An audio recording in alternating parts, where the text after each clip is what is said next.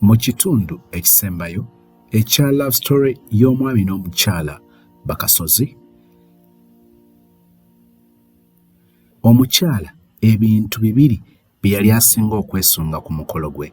Ekisooka ye keeki gye yagala eviireyo ddala nga ekola ekifaananyi eky'ekkanisa eya SDA Church Makindi mwe basinziza, era nga bw'olaba mu kifaananyi ekyo, eyo ye kkanisa. So ng'ate ekifaananyi ekyo ky'olaba ye keeki ejjayo ekifaananyi eky'ekkanisa. Ekintu ekyokubiri kyali asinga okwesunga ku mukolo gwe ye gawuni. Nkwaniriza mu kitundu kya love story yaabwe ekisembayo.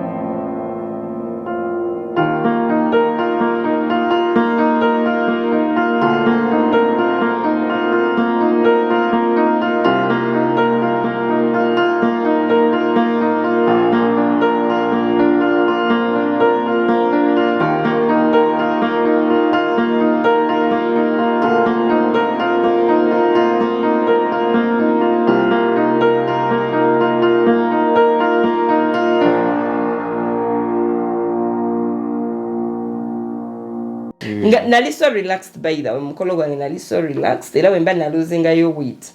I don't think zawera kilo 10. I was so relaxed. Omukolo gwa ya buli mita. Ate nekirala namanya nti omuntu gwe nnina chairman w'emikolo egiwere 10.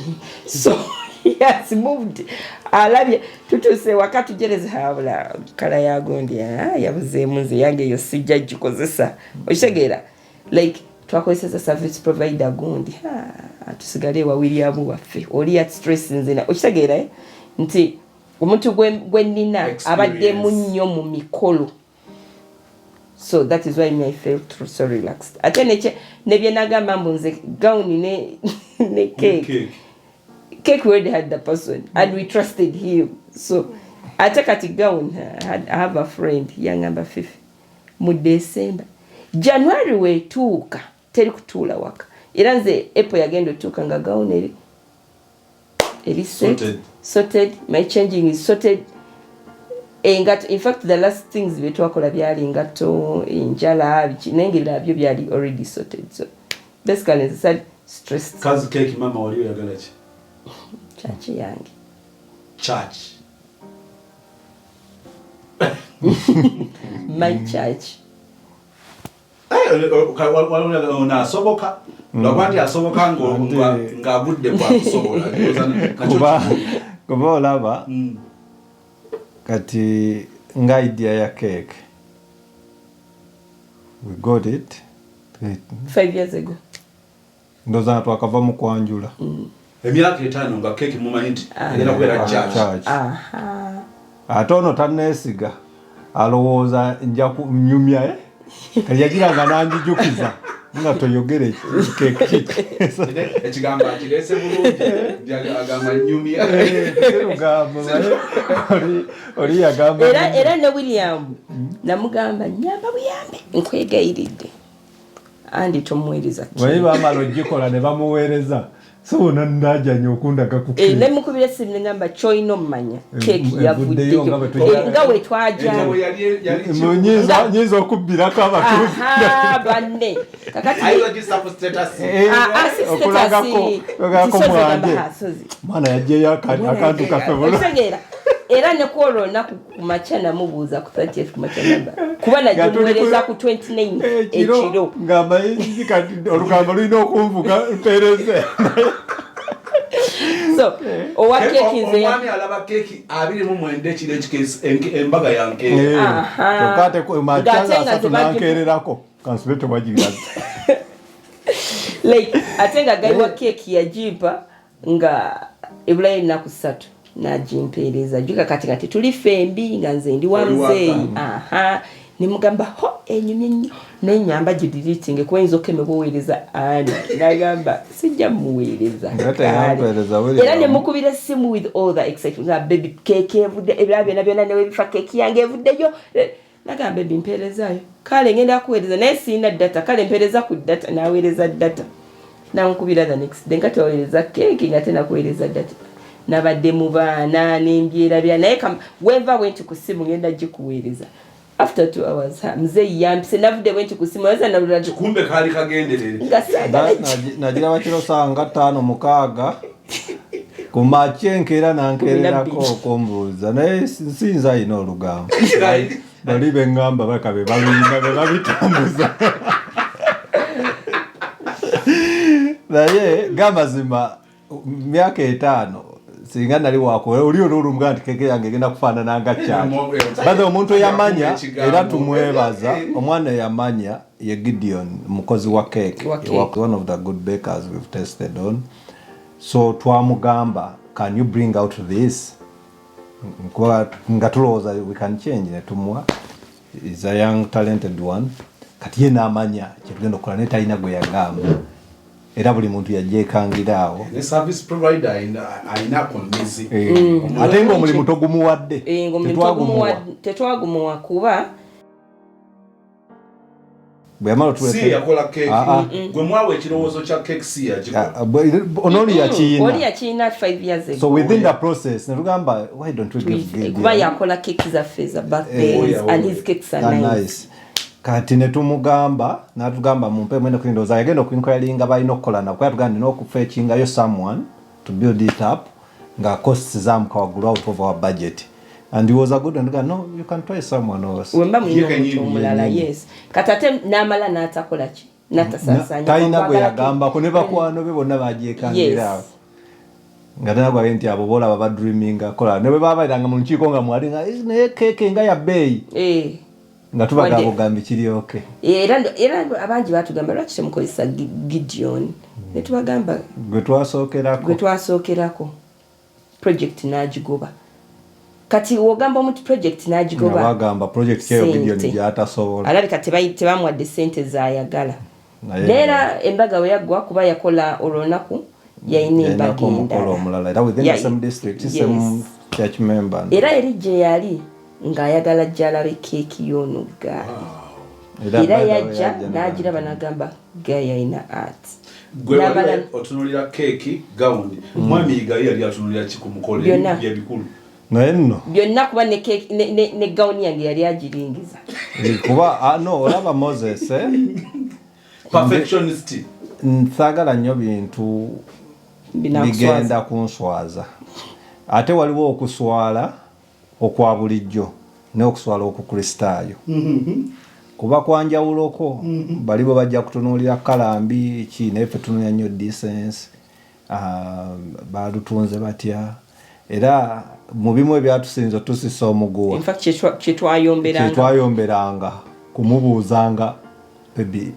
olugoye ekifuba kyonna kibiki bebi abawala bagenda kyusa batya era yalumu yaŋŋamba bebi olowooza sitegeera ndi musiru nagamba I'm not deaf I'm not deaf kati ate mumanyi bwe zijja nensirika saddamu naye nga kyonna kye nali nnoonya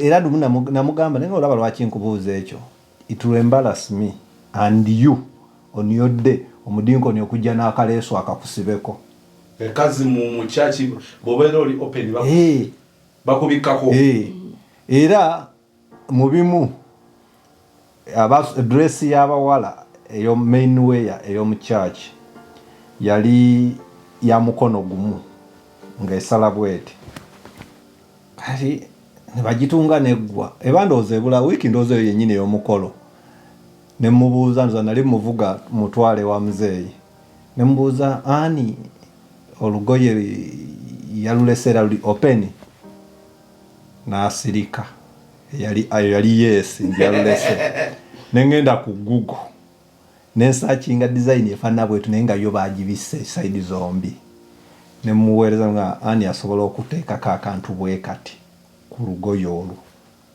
teyaŋŋamba nti bagenda kukakola naye baakakola bagenda ne bakatereeza so gamba nayagala nnyo tutuuke wali nga ffenna olunaku lwaffe teri agamba nti ki era nendoza ate waluke njagadde tuje mukolo gwammwe kyengulabyemu waliwo ababa n'omukolo nga afaayo ku bimusanyusa kyokka actually ebimu bisobola ba nga bisanyusa omu nga binyiiza omulala naye ono n'alemerako nti naye mwe ndabyemu okubalansinga beera musanyufu mbeere musanyufu era ndowooza ebimu byenjijukira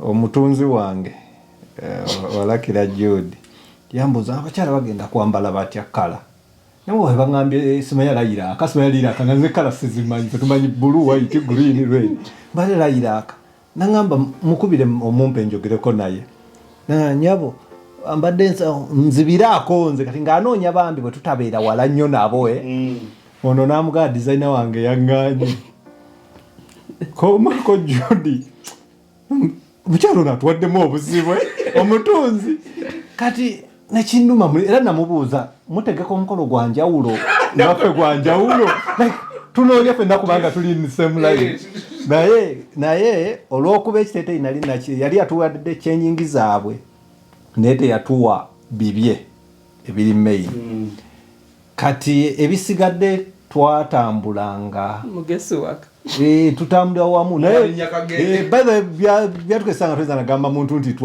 twekangidde wano nga bikwataganye kuba twamaliriza kyenyingiga kala gye batwate nga yakyuseemu naye ate nga naffe lucky enough twatuukayo nga gye twagala eyinza obutava bulungi netukyusa kumbe gye tukyusa ate yegwira ddala mu y'abano nabo gye bafunye so omukolo ne tutandika oteekateeka nalina ebirooto byange ng'omuvubuka ate ow'omulembe guno one nayagala ekintu ekiri simple naye nga kiri unique and I thank God ndowooza we created a memory in people's mind twakola ebintu nga bya bulijjo naye nga bya njawulo ku ebyo omuntu kyayinza olowoozaako okukola ku mukolo kuba nateranga omugamba nti tetugenda kukola gusinga bulungi naye ate era tetuyinza kukola gusinga bubi tetugenda kukola gusingayo bulungi tosobola kukola mukolo gusinga bulungi ndowooza ekyo Ssaabasajja yakimala yakola ogusinga obulungi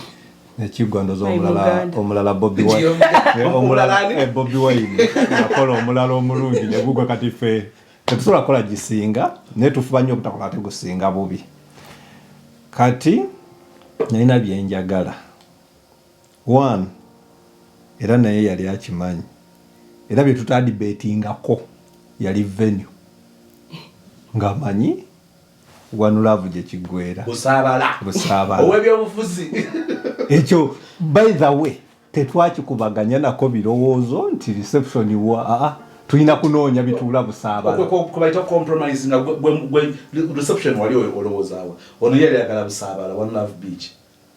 I left him do what he loves. Really? Because his happiness is my happiness. Kati, One Love Busaabala. Nagendayo. It's because it's what he wants. Naye we twatuukayo. Akakawala wali wakaitani? Sylvia yali manager wa akwagaza ekintu. Engeri gye yasiiga picture. Nga naawe omukolo gw'olabira ddala wandigwagadde Busaabala. There's how she painted it. Mujja kugira ku mazzi tujja bawa eryato tujja kukola kino oshegera nti it's not the best but there is uniqueness nti mujja kuva mu bifaananyi buli omu atunuulidde gate kumbe mmwe muli wali museeyeeya ku mazzi mugire mu mmotoka zammwe mugende bagita kalanoga tugenda ozireka tuleke emmotoka ekalanoga badriver bazireete Busaabala ffe tulinnye eryato mwe mutunuulidde gate. You get the picture she's giving you, eh? So you all come with balloon baziye ku nyanja. I was like, okay. And I bought the idea.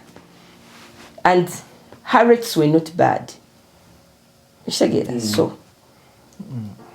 Ninjagala. Because of Sylvia, not because of him. For him, Nachagala, because it's what is going to make him happy. Move go kuva no paka embali nga kuba Bobby Wine yeka. So wabagambye atwala Bobby Wine, it is not surprise. Singa yangamba tugenda ku beach ya Ragadi. Omulala ngamba baby nyanze go wasa. Sisagala kusaba. Kati singa yangamba tugende ekiwatule. Echiwatule. Like why Echiwatule? But this is someone you know, ayagala Bobby Wine. So it didn't take me by surprise. Naye sebo sanga oli omukyala n'agamba ojja okakazandiza mukyala wo. Anti kakati awo osanga abantu nga ku mukolo bali kuzina oli atunudde eri. They are gloomy. Because they didn't agree in the process. And I think that is compromising. Ngokkiriza n'ogamba no. Naye era Moses kyekikola omukwano.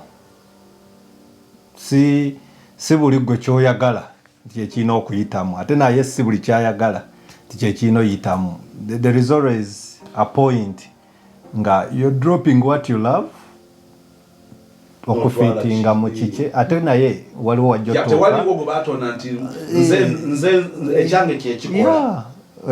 Okay. So mu birooto byo venue Busaabala. Yali One Love Beach Busaabala. Era yo tetwakidebatingako. Banvuga buvuzi ne bantwala. Ne mutwalayo alabe ne tusena omuwala era njuke ntwala n'owa tent n'apima wino beera bambi principal ne bitaka ne batandika oyiwa speed wali mukasawe wajjule kwa namugamba njagala okuva ku beach nga tutambula okujjawo okuwe tutambula okujja tubatereke nga ndabira ddala ekyoto kye kigenda kola kikutuukirira to the point nti omukolo gwa Waiswa lwe gwaliyo Sylvia yankubira essimu nangamba njagalo gye olabe Waiswa bwatimbye kuba naawe nsubira kyekyoyagala enkuba yali etonnya bw'ojjukira omukolo gwa Waiswa enkuba yakeera tonnya namuleka waka oba namugana gyendaga nabwe bwe kankomewo kangendeko Ebusaabala nenvuga mu nkuba neŋŋenda ndaba omukolo gwa Waiswa bwe gufaananye ekyo twali tetukinaako debate. Omufumbi mama yaliwo no debate. Ate nga bwe nti ne budget zaffe already twali twamala dda okubayisaamu obusimu. So tugenda okujja mu reality y'omukolo nga everything is okay. Ekkanisa yaffe eno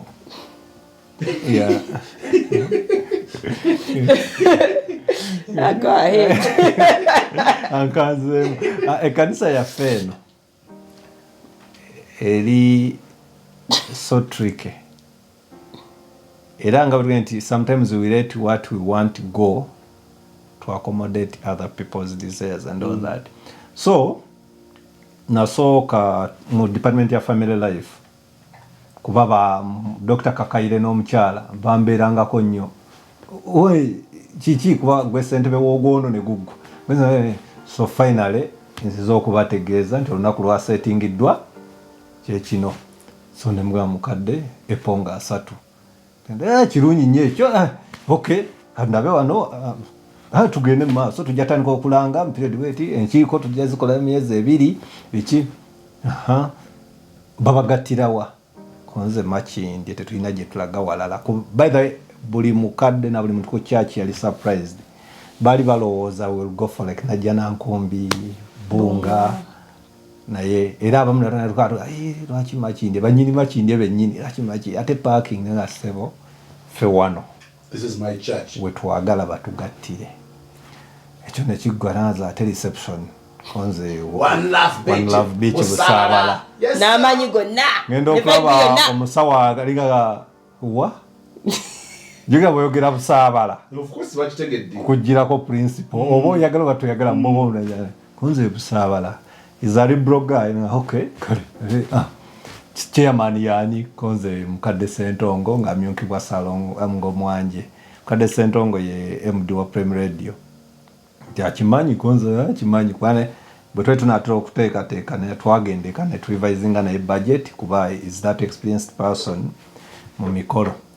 Sekyo ne tukiyita kati tuyina omukadde yamwogerako mu part 1 mukadde Musoni era ntagenda ku mikolo gy'abantu naye ku mukolo gwaffe yaliyo kati ngenda mugamba mukadde anti sawa etuuse asatu mukama mulungi bagenda bagatira Makindye reception Busaabala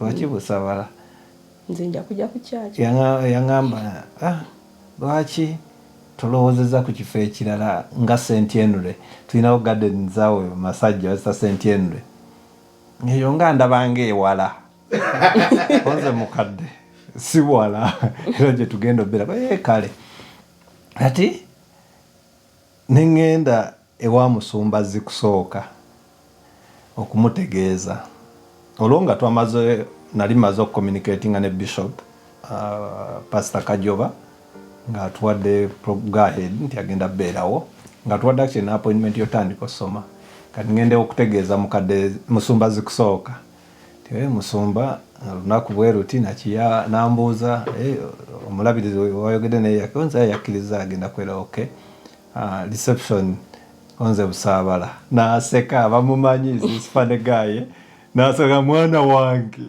oyagala kutukubya kati is one guy gwenjagala enkola gyakolamu ebintu bye naŋŋamba neno munange ebintu kutabuka naye omuntu bw'oba kuvuga yataba mulabewo nzega zikirabako buzibu naye kale Busaabala n'akirekaawo kati nekijja n'oluvumu ne tutandika okufuluma nti Busaabala neero tugenda mu maaso n'enteekateeka omufumbi tumuyina owakeke tumuyina venue eri kola ne kutandika ne ronchi ne tugikola ya meetings era bano ne tubategeeza nti reception Busaabala kati wiiki ndowoozeeyo kusatu ngenda owulira oluvuuvuumo nti Elders Council etudde wa musumba naye kubiri ku agenda boogerako ku venue nga kuva ddi ng'ekkanisa eri interested muwo omuntu gyalina okusembereza abagenyi be kati ensirika kati Rogers yabadde ne Derek badde wa communication kati ye Derek is an honorable councillor ate nga aliko ku flag yaffe ya Nuupu era bwe twatambulanga tunoonya ebifo byonna nga ye tuli wamu kati olukiiko bwe luggwa ebisenge ne byogera ne babawanzibira ku bibaddeyo naye chairman yaliyo mukadde Sentongo and is this liberal guy aga no omuntu baje omumukulu nakululwe mumuleke jayagala era kanoza yamanya muli nti kijja kummenya mpamanyi kyenjagala nga agobo lyange ejo wakuwa emirembe gyoba oteeka omuki omukolo gwo netugenda maaso nenteekateeka kati amazima Roja nkubira essimu amazo wange mukadde yakubiddeko konze mukadde ki konze nyonjo ko ye nyonjo konze hadera yankubiddeko ku nsonga ze Busaabala tuna Roja gwe uwo ku reception ani yakusalirawo gye naabeera yankubiddeko nanga atwogeremu tulabe oba tusobola okwadijustinga konze ensirika kati njogera ne mukadde bakabulindi naye olwokuba mukadde ate mukwano gwange nga tayala kujja nnyo direct kumbulira kibamenya neŋŋamba kankubire mukadde nnyonjo nga mukadde n'oluvuuvumo lwempulira buzibu ki omanyi nga ebintu ebimu nga tubikola oba olina okulowooza okusukkawo ffe tukuze tulina bye tulaba nanvuga nali akyali yankubira nvuga ngenda Busaabala nawa tenti kumulagayo ngendo bwe twogera nanga omanyi ekifo ekyo bw'ogamba Busaabala abantu balina ekifaananyi kye bafuna eki nga mukadde ku Ssabbiiti olweggulo mufune obudde tuvuge tutuukeyo musoke nammwe muleke kukiwulira soke mukirabe naye amazima ngenda okuwulira oluvuuvumo luki lungi ate omanyi Bayibuli erimu kabaka yali Yekobowamu ndowooza ali Yekobowamu bayali mutani wa Nabukadduneeza mwabo bakabaka Bayibuli emwogerako nga yali kabaka omuvubuka n'ekyasula obwakabaka bwe bwali butawuliriza ba elders era bwe boogera ku muvubuka oli ensobi zonna ze yakola ye yasembeza bato banne bavuka banne bakyaliye kati gamba bakusembeza bakyali bange Ebusaabala ffenna gye twali tukola ki era n'ensirika nasooka nga ddala ki ekituuse ekkanisa okubanga erina interest mu reception y'omukolo kitegeeza kisukkako ku mukolo ate nga tumaze obbanyonnyola bagenda giggala olwo olunaku genda ba enclosed basobola ogyeka nga nzigule depending on the money you paid neffe twali tukanyiza nga first lady akkiriza agenda kolaki kugiggala that day nga yaffe ngaffe kuba I remember in the talk nga one of the talks zenyimbe simu je twasema okugana ne Sylvia yagamba sente ezo nzikola ku Sunday ezo zemagala okumpa ne mugamba tuli ba 7 day kinaalabika kitya nga ffe wano tukuba atenderezebwa omukama nga waliwo yazze ne mwana munne bakutte bbiya mu bikini bakkirira owugamu bambi n'akiwuliriza and shagala yali akkiriza nga bichi bagenda kolaki jiggala naye nga tukinnyonnyodde naye ng'oluvumbu embeera yasigala tekyuseeko amazima neebuulirira nga noono simugambye nti neebuuliridde Ebusaabala ngenda vaayo kyenjijjukira nayita chairman mukadde Ssentongo n'owa family life mukadde Kakayire ne tuula mu kyaki y'abaana ne baga kino kye nasazeewo ngenda kukyusa reception kadde Ssentongo nendaba nga antunuulira nga agamba you're so easy to be compromised nangamba kyoyagala ekyo nanga mukadde si kyenjagala naye bano bakyali bange wonna we nabasongera bajja kujja naye sijja kunyumirwa ng'omukolo gwange abasumba bakwano bange tebazze kuba bonna be nayogeranga nabo njukira nayogera ne musumba Mpande yambuza ekibuuzo nti omukolo kwoyita abasumba gwa kisumba nenjogera ne musumba Mulumba nangamba bwe bawanulaavu sijja kujja nja kukoma ku kyaki ate nga njala babeerewo ate nga n'omulabirizi njagala abeerewo so ne mugamba si lwakuba kyenjagala nenjala ku accommodatinga bonna mukulaba okuko lwaki baali baagala kifo kirala nga Swan Love Beach amazima tuli mu mbeera enzibu manyi batero tugamba ebyobufuzi obutabyogerako naye bwe bulamu mwe tuwangaalira tuli mu mbeera enzibu ekkanisa eri nani partisan ate naddala bwe kituuka ku yaffe eyabasensi n'Abadventist kati nakubamu akafaananyi akali mu bwongo bwabwe one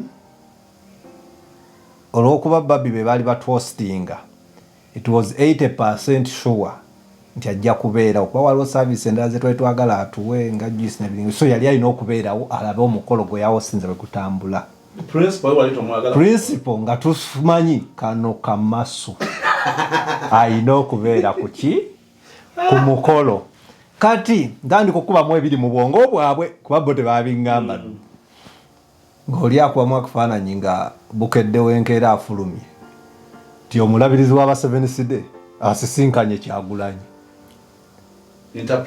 interpretation kyolwo ebifaananyi birumye beekutteko n'emikono kanentandika obigeraageranya ndowooza bambi ng'ekkanisa nali njitadde mu katego mu kattu si lwakuba tewagira Bobi Wine ngewagira Museveni si lwakuba ngewagira Kyagulanyi si Museveni naye oba ogitadde mu mbeera erabikanga esaidinze n'omuntu omu avuganya gavumenti ate nga bo bakkiriza nti obukulembeze ngambye bo bakkiriza nti obukulembeze buva eri ani so bakkiriza nti omukulembeze ono Katonda gwe yakyataddewo so gwe balina okukola ki okuwuliriza nga Bayibuli bwekola ki bwegamba so nenkikkiriza mu bulumi obungi kolwo tuzzeeyo ku venue hunting kyekintu kye twasembayo funa kyekya stressinga mu mukolo venue nga muno kuddayo ku ground ku zero tuyige Moses lwe nakakasa nti Uganda terina venues era mba kuba na sente na kifo mu Kampala oba ne suburbs I would build such a place.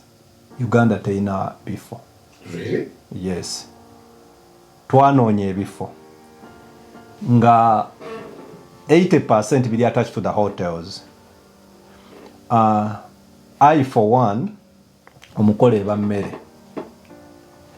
ate tutera ofuna challenges abali mu hospitality hotel business kino bakipeaking nti omuntu muwe value ey'emmere gyabasasulidde in quantity and quality.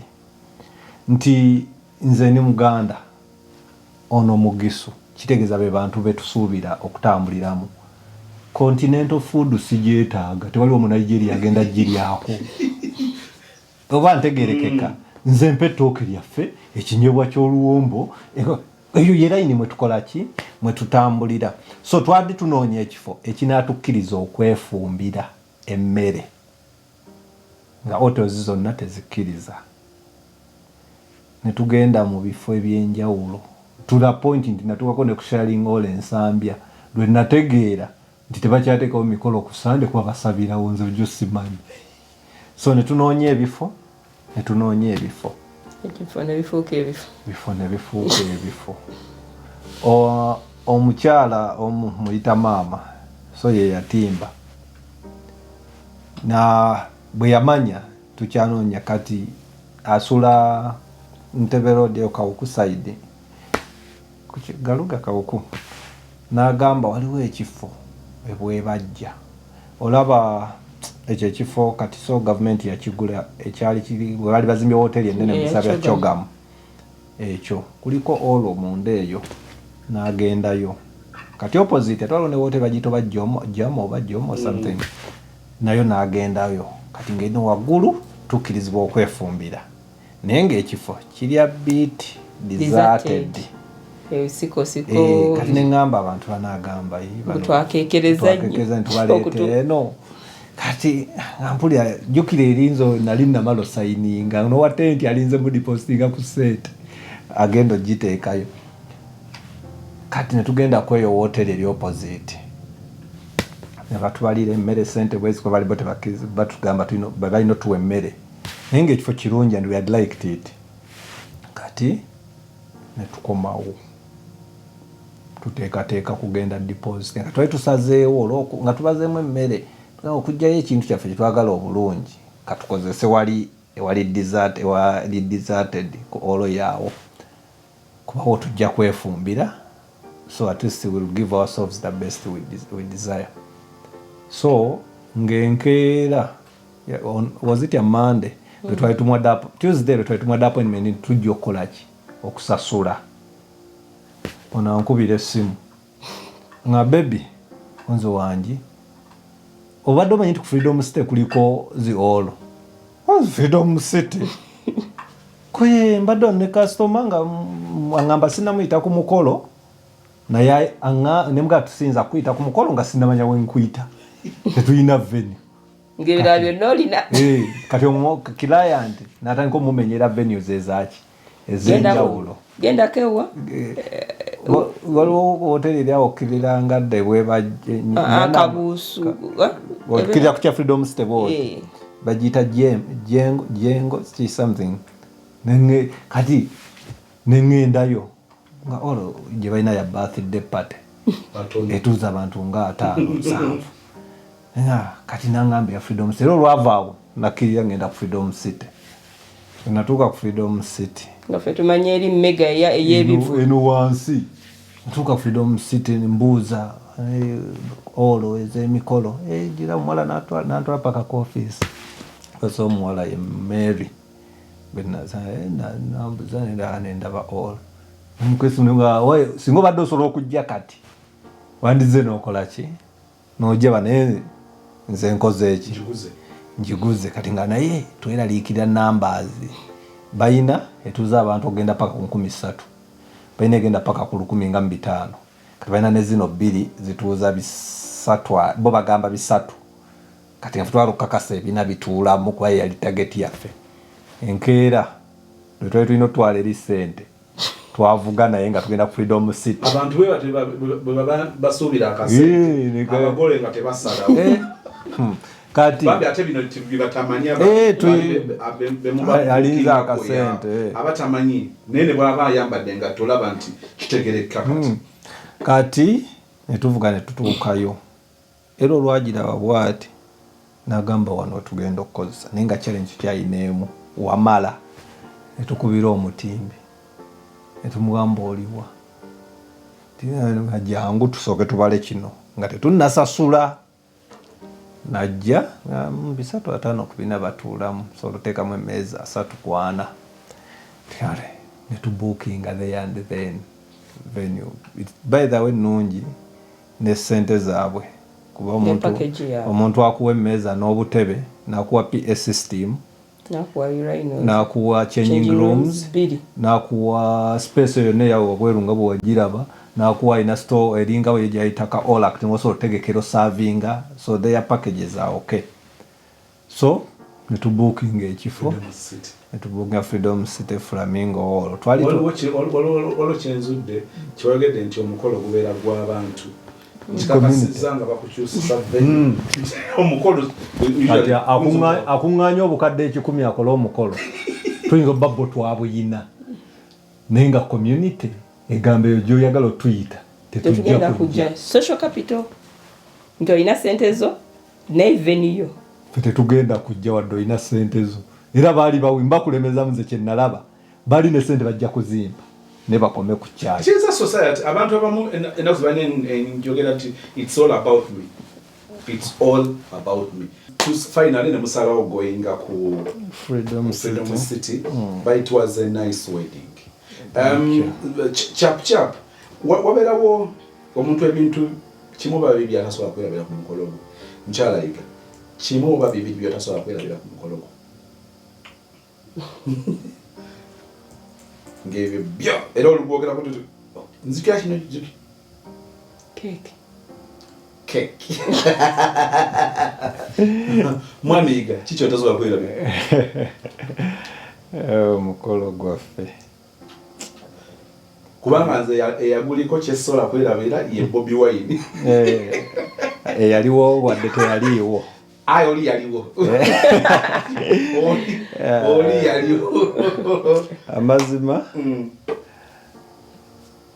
omukolo gukolebwa ebintu bingi naye wabeera those lighter moments oga nti eno sobola kugyerabira eri nze nga nze obutawukana nnyo naye keeke nti yali signature nti ebirala byonna omuntu asobola byerabira naye tasobola kwerabira nti yasala keeke ng'eringa kanisa era kanisa mwe baatugattira ate era kanisa mwensinza to the point nti abantu ya creating argument ne mu bantu emotoka zabadde nazo keeke nga zakulya oba yataddeko butoyika amatala ga like abantu basobola kyajeebuuzaako security lights so it was a nice one ekirala sobola kwerabira nti olunaku lwenawasa mukyala wae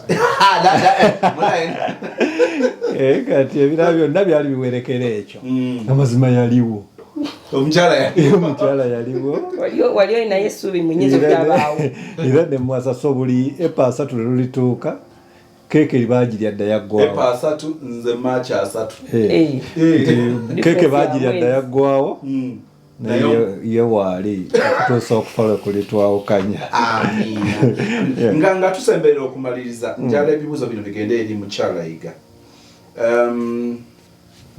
singa badde bakubuuza kubanga abantu bangi abakyala babadde n'abaami mu ngeri bwetyo ne batandika okubeera bombi ekyo kyekinyusi era wano wenjagala okuweera mwami yiga credit nti yawukanye nnyo n'abaami abalala abalowooza nti kati emikolo tekikyali nnyo kintu kikulu okumakinga omukolo oba obufumbo officials kikulu nnyo naye tulabyeko abaami ng'ate batuuka okumakinga emikolo official abamulaba oba kyenjoya kitegereka abeera n'omukyala gwawanga tutera balaba nga bajja n'abaana mu kyaki amala kumpa kyapa emikolo okugikiriza ogenda mu maaso nti abasinga bwe batuuka simaba batuuka nga balaba ono tasaana nti alina okugendera ku mbaga mulala naye manyi nti kitera okubeerawo olero lyabeere nga yemulugunya after all ne mu mateeka nabatalina bwagenda claiming nti yenna nyina musajja tubirabyeko naye sinnabakulaba mukolo guli awo buyimiridde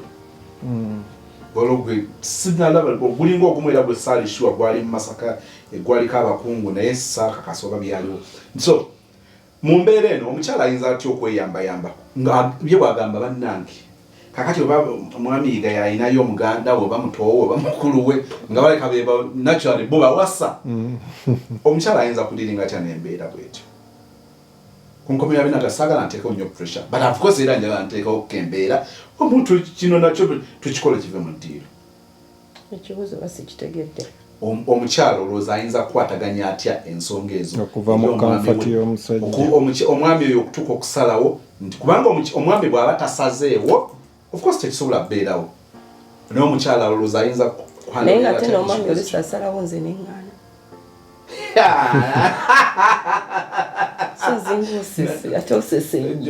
tolirejula maama kituufu tolirejula of course kinzesa tekiri common nga gyekiri kyeŋŋamba nti Andrew ayinza osalawo okumpasa n'ogaana naye nga tamanyi nti nayina nobaddamu eyo family nti ndina chance egaana era nalinga mutiizinga omanyi nti muzayina ku 10 nkyalina chance eyekuba I still have a chance to say no chovola bagamba chovola akoze statement mbu naliwo kuba till the last day damugamba omanyi nti nchavuza yusawe zigamba wali luyimba lwenyono nkyalo nongakiyo buliro mama jokera nti watandika tukuwa soda waffe wadde wagana mugande but of course knowing your value nakyo kikulu nze kale nze kyenyinza okugamba engeri gyoyisaamu mukwano gwo ye musikiriza okukola okimaking official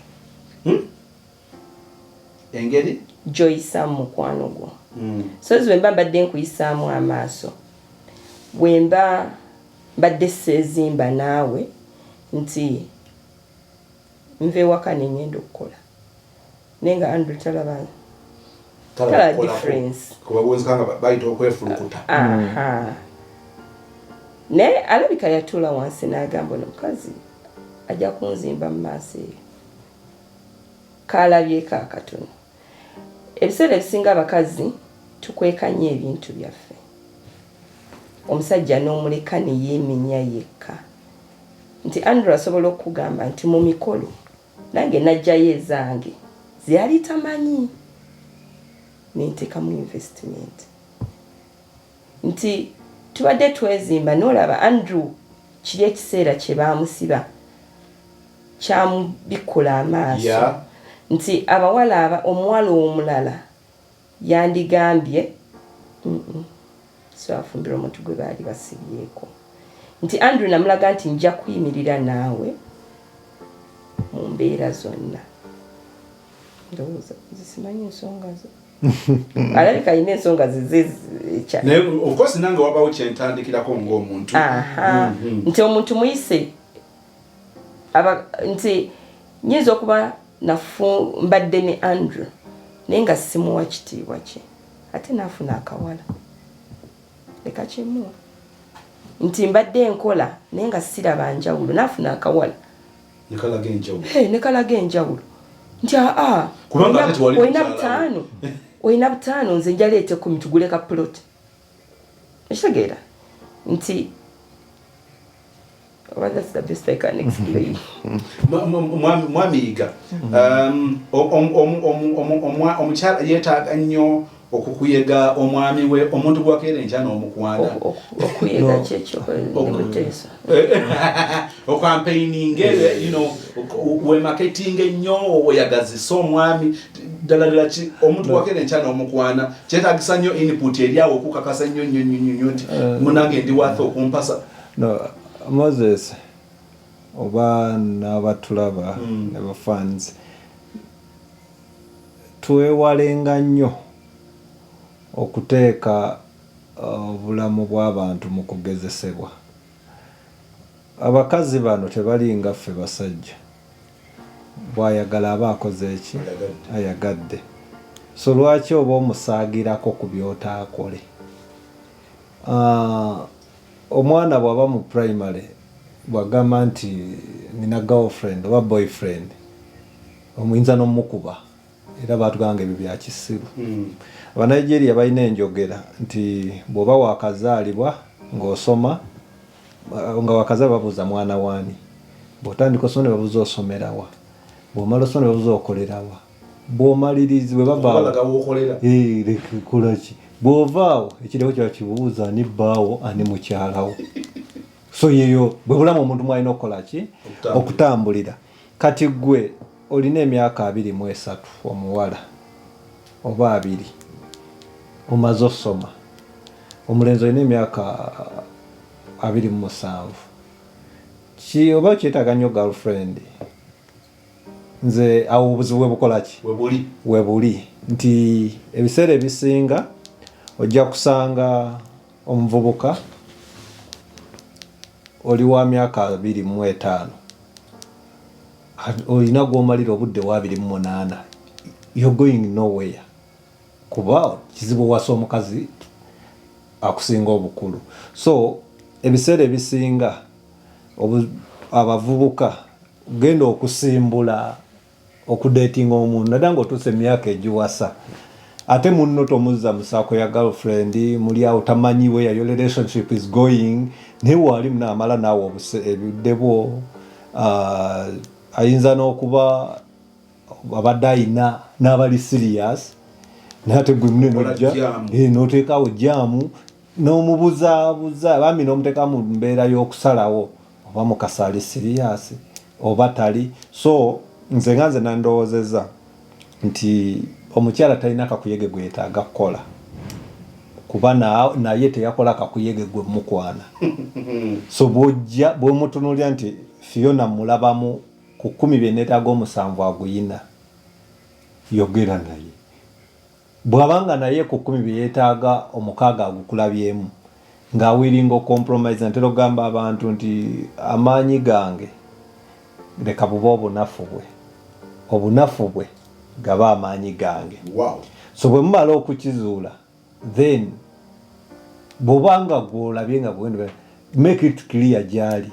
Era nze sikiririza nnyo mu dating eyo yabbanga ddene nondatinga ogusooka omwaka ne gugwa wali nodatinga ogwokubiri eyandaba emyaka 10 emabega nali muzeeyo singa bwendi kati naye ono akula ye oli mumwononera ki obudde. So ndowooza omukyala talina kakuyege gwalina kukola, gwe omusajja beera straight eri munno mugambe ABCDZ kikola tekikola, we move on.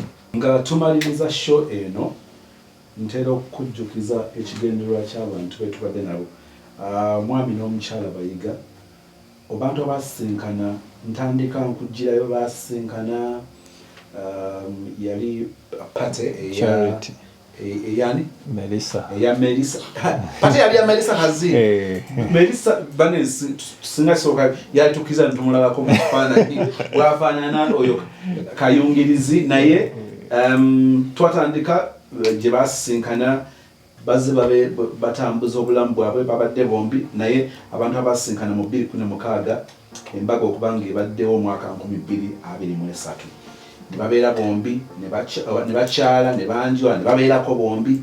Kati ebizibu bibeerawo abantu abasinga wano we bitabeererawo we baawukanira omukyala ng'agamba nze nfunye antwala olabika toli ku byange. So bwe bityo bibeera naye bwe tuwulira abantu abalala obulamu abo ababuyiseemu finally ne bagenda ne baggusa ensonga nga baali bazitandika kiraga nti bisoboka. Abantu balowooza nti tulina kubeerawo nga twegumya lwaki bitulemye than okufokasinga ku lwaki abalala babeera babikoze. Eyo kyekigendererwa kyembadde njala okugjayo.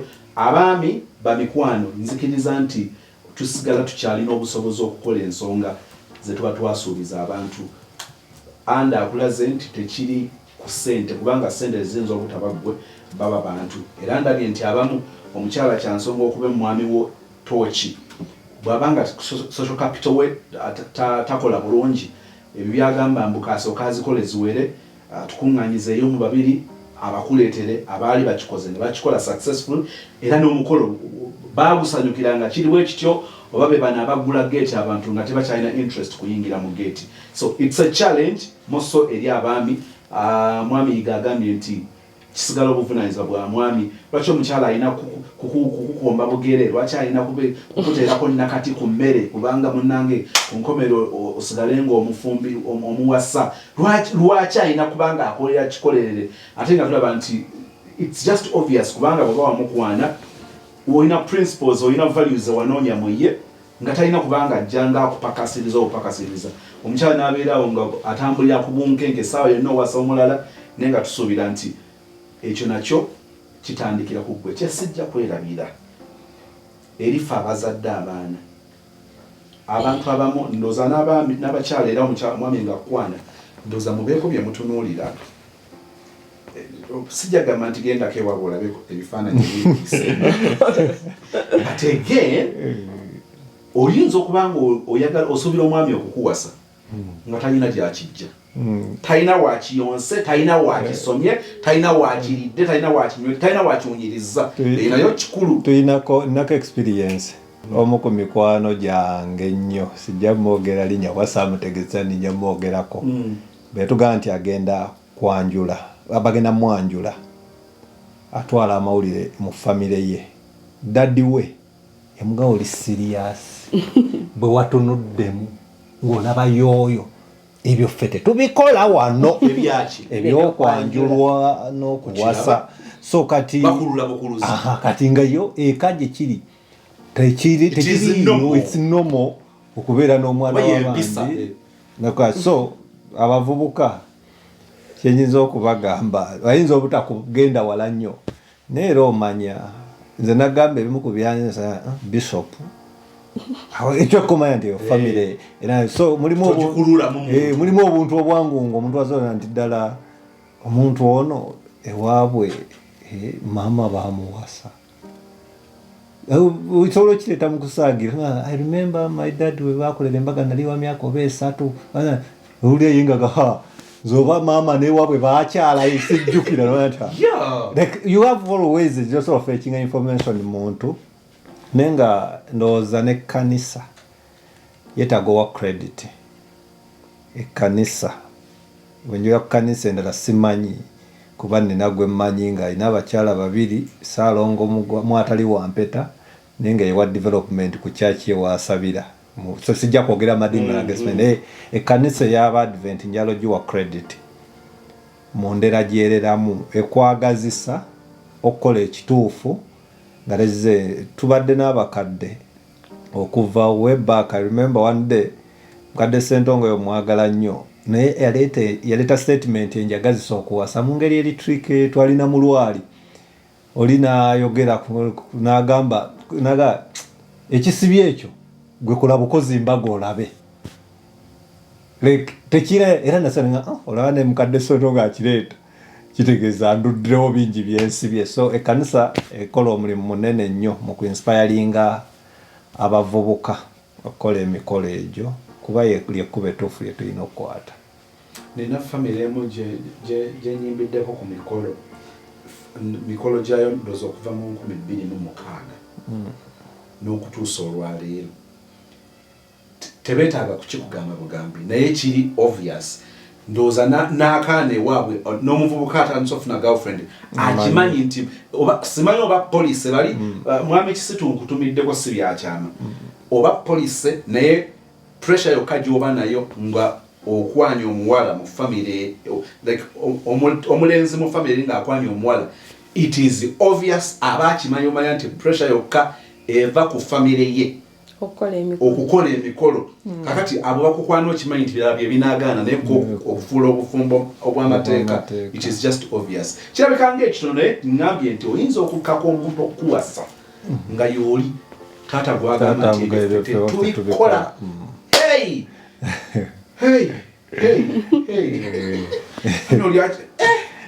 tetubikola kati ate abamu takugamba nasirikira eyo naye ono yamenya ennono ya famire era twagenda omukyala n'atwanjula kati kyetusabirira kimutikke n'embaga but of course famire eyinza okuba nga si nnyo nti bakola emikolo but abaana environment mwawangaalira kati njala okuba akafaananyi nga famire tekiriimu n'abamwetoolodde tekiriimu ntera okubuuza nti baani abanaatuula mu miitingi ezo okuggyako nkubanga y'oli agamba nti asooka kunoonyazize akyekolere ekiragirawo nti ekyo tekisoboka so message yo eri abakyala abaana ab'obuwala obwassenga abutandise your message to young girls.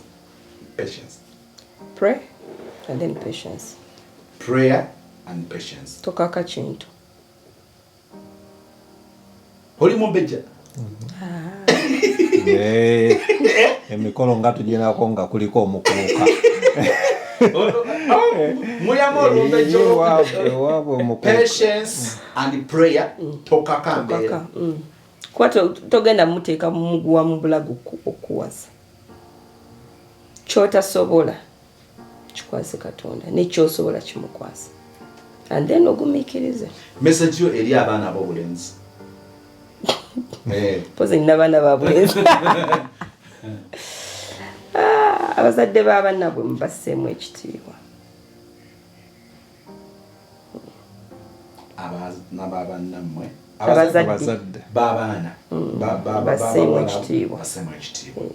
Andrew kye yakola abange n'abassaamu ekitiibwa. By the way, waliwo ekiseera daddy we yamugamba sente we ziba ziganye. By the way, my dad has been so simple to him, easy to him. Sente we ziba ziganye. Let's go to court, legalize the marriage. Yeah. I don't want, in fact yaita supporting a child. Big wedding kaya yaita supporting a kyangu obudde ku kya big wedding okuzaalanga. Ne waliwo namugambira let's stay together. Nagamba tusoka tukole kooti. Musokola kooti mulifuna ssente ne mukola ki embaga. Ng'ayagala kiri ekitiibwa kye. Era kyemmanyi eyo gyonna gyali ssaawa zinagamba wampeesa ekitiibwa. Teri muzadde ayagala mwana we kwefumbiza. So abalenzi batuseemu ekitiibwa. Kati ate tisikussa munzi ekitiibwa. Era ebiseera ebisinga oba ogenderera abawala be baboogera ku mikolo. Weebale bazadde bange baweesa kitiibwa. Moses ayagala okuwa abazadde ekitiibwa. Ye yeewa ekitiibwa. Bye biriwo tutandikidde. Nayo nsonga. So n'omuwala yenna olina okuba nga omuvubuka ono nze nkugambye nti ebimu ku byantiisa yali famire mwe mujja. Meaning ekitiibwa nikirinawe kitandikira. Waliwo kiwasangawo kyokuuma nekyogattako. Yes, naye omusanze bwatyo newe yasooka okugenda ebabukojja ebukojja nga tuvudde mu kwanjula officially bwe yagendayo yatunula wali n'agamba muntu wa bifaananyi mukyala wange bamukuba embaga ate ng'emyaka gyaga mingi jjajja wange so ndoza nekimuwa amaanyi n'agamba bane mugenda kuleetera abantu obuzibu nga bakyadde okunoonya ebifaananyi. The Moses obuzibu ennina I'm one person who majors in minor things. Omulala kyayinza obutalowoozaako nze nkimejalingamu nnyo nti bwe njijja wano ntono obuntu bikwateeka peeni neki nze ne bupiikinga attention yange so omulala naye antudde mataala design za gypsum nenze ne buntu buno buba bulungi bw'ojja peeni mwoteeka charger.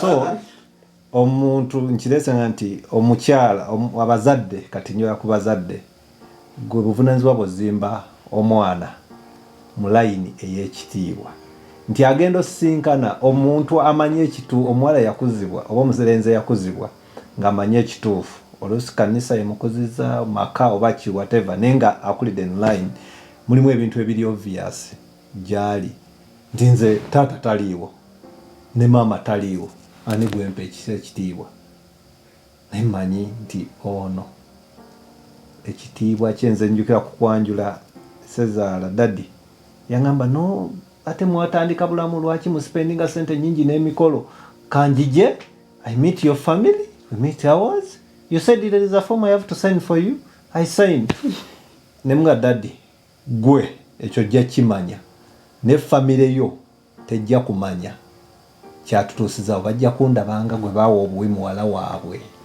kanjije mu lujjudde bamanye nti nkoze eki musasudde so ekitiibwa kino kintu kikulu nnyo kirala omukyala yiga kyenjagadde ku mwami yiga ate abawala kyensaba bapiikinge ne famire ono yeesibye nnyo ku kusanga ekitiibwa olwedde nga gyekiri nga kyakuuma okkiriza nti waliwo famire nga kirabika ekitiibwa tujja nakyo obuzi naffe tugendoleete ebitabangako mu lujja okujja tuleeta ebizibu ebyo tebakirabangako n'omwana ayanjula n'aleeta musajja muna kuba ne maama akaddiye tebamwanjula tayanjula nga taata kati gwe omwana aleese amawemukira n'okulujja otwagaza kiso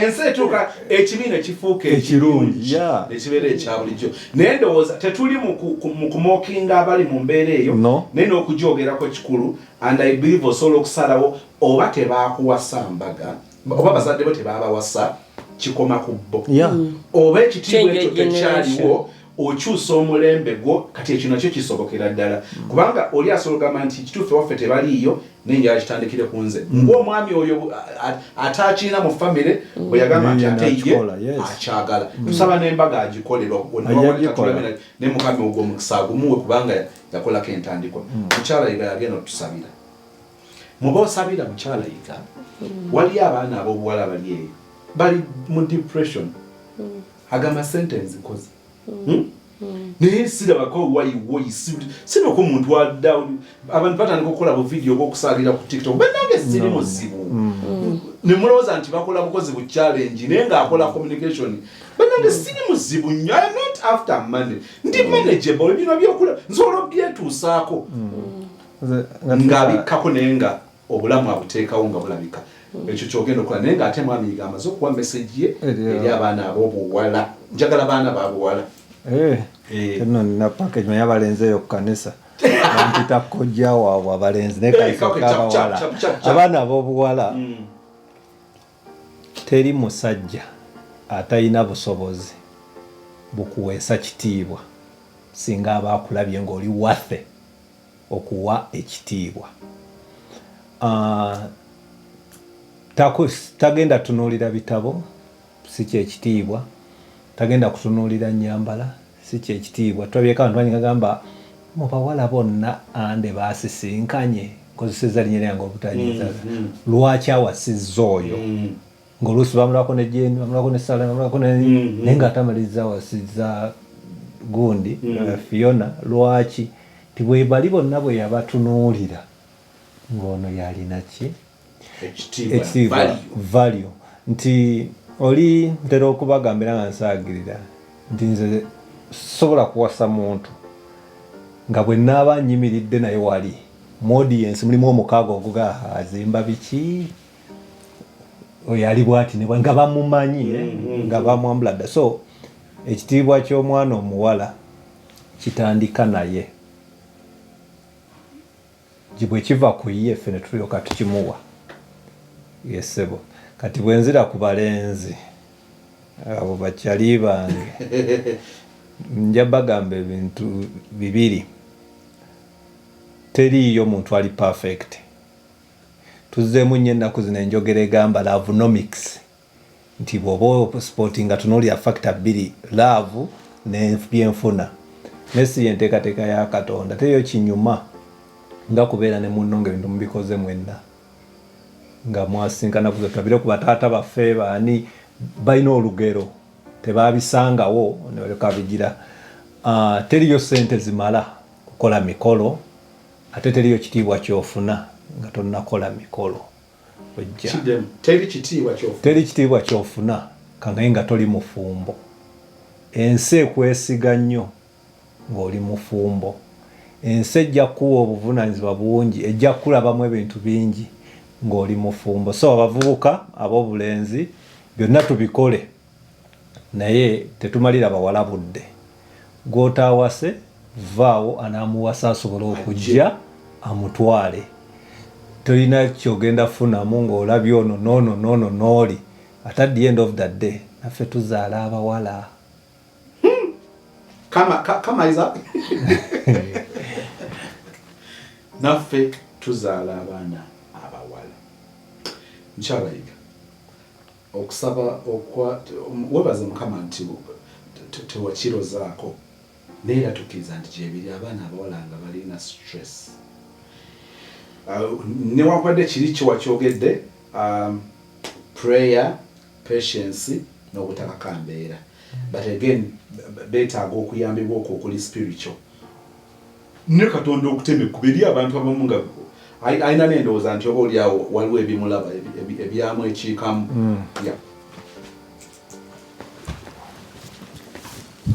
Katwewembeke. Loving Father, we thank you for the gift of life. We thank you for the gift of today.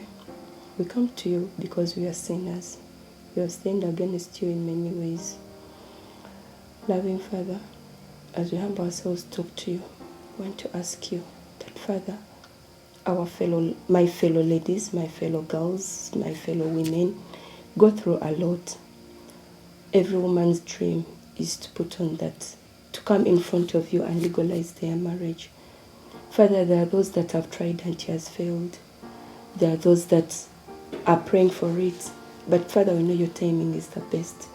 We are praying, we are asking, tusaba Mukama oteme kubo. You ease it for them, Father. Bring the right people on their path. Because, Father, I know each person has their own person. Father, let the wrong ones step aside and let the right ones step in. Father, let depression go away from them. Make it easy for them, Father. So, Father, they can come back to you and testify. Father, I ask you to touch the men, that let them not waste their time. Father, if they know it's not going to be, if it's not her, let them step aside so that the one that is meant for them steps in. It's not an easy journey. And us that are there, Father, make it easier for us. Let us be examples that, Father, our story that we have shared is not an easy road. Like many say, it's not a bed of roses, but I call it a bed of roses. Why? Because, Father, roses have both thorns and the petals. Father, help us. Lead us. Let us be examples to the rest. That, Father, those that are looking at our story, let it inspire them. Those that had stepped aside, let it be a teaching story to them. I pray all this through Jesus Christ our Lord. Amen.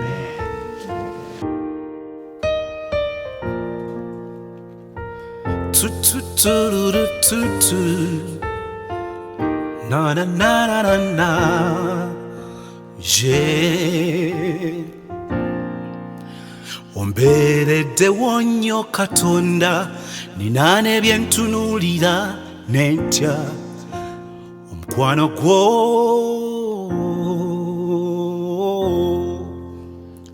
We go.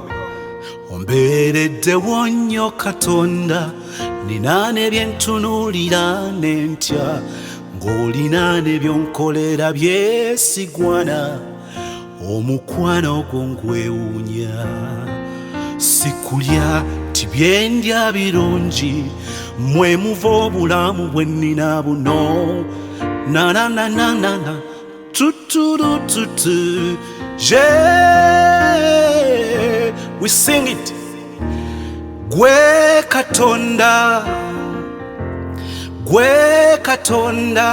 nze nkuyimbako kuba ndabye omukono gwo ondabye okukolako gwe Katonda gwe Katonda gwe Katonda nze nkuyimbako kuba ndabye omukono gwo ondabye okukolako gwe Katonda ngenda nentunuulireyo gyenva ngenda nentunuulireyo gyenva bwe ntunuulira nnamwandu gwe navaamu nga ddala kisa Mukama okunkuza bino mbigamba n'abato be wampa ndikigambera n'abaana baabwe nti nze yali Mukamera nga yekka oyo mwene nyumiririza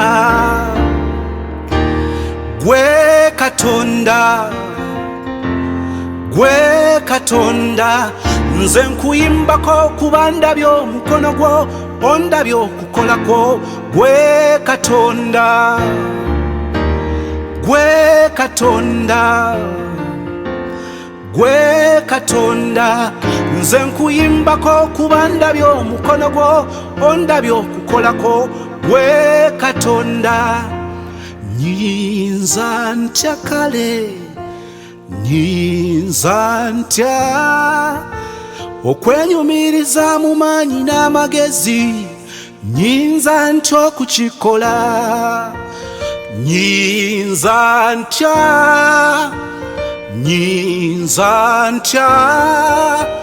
okwenyumiriza mu maanyi n'amagezi nyinza ntya okukikola gwe Katonda gwe Katonda nze nkuyimbako kuba ndabye omukono gwo ondabye okukolako gwe Katonda gwe Katonda gwe Katonda nkuyimbako kuba ndabye omukono gwo ndabye okukolako gwe Katonda